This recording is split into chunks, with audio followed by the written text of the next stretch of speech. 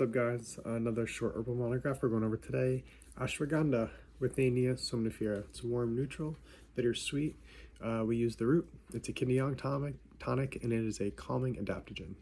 So this is for people that are weak, depleted, fatigued with anemia, somebody with fibromyalgia, someone who has infertility, and symptoms of disturbed emotions, disturbed shen, poor memory, and anxiety. So this is also used to treat hypothyroidism. I would take that with L-tyrosine or some selenium to boost your thyroid if that's an issue for you.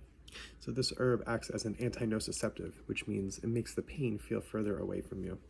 So it's a cerebral tonic. It's also a nervine used for treating poor memory, cloudy thinking, and low-grade anxiety. But be careful with ashwagandha because there's been some studies done that, and it's a relaxing adaptogen. So this isn't really a stimulating adaptogen. It works for people that I feel are very overstimulated in their cerebral cortex. When they're thinking a lot, it's going to help slow things down. But if you have kind of a dissociated type of depression, or if you dissociate with your anxiety, this herb can actually potentiate that. So it's important to understand this herb and how it actually works energetically. For me, it kind of makes me feel a little bit numb, so that's something to keep in mind, that when you do try this remedy, it's for people I feel as if they're thinking a lot and they can't get away from themselves. This herb is going to make you feel a little bit further away from things. So for some people that can clear their mind, you can have a better perspective of your life. But for some people that actually need to be more active and present, this can make things worse. So that's something to keep in mind.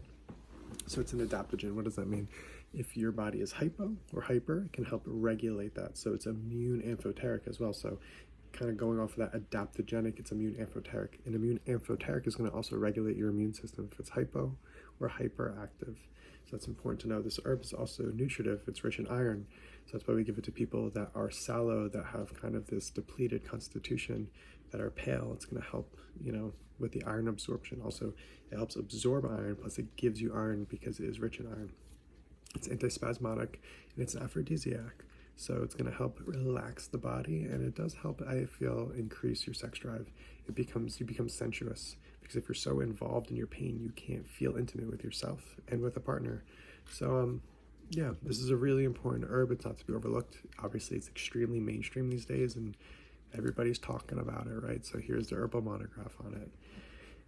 Personally, I am not as big of a fan of ashwagandha as everybody seems to be. Of course, it's very impactful and useful for those that actually need it, but I think people take it way too much.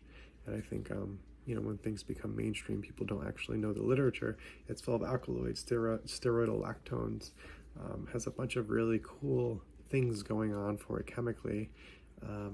But every herb matches with some people, and sometimes it doesn't. So that's our short little monograph on ashwagandha. And thanks for being with me.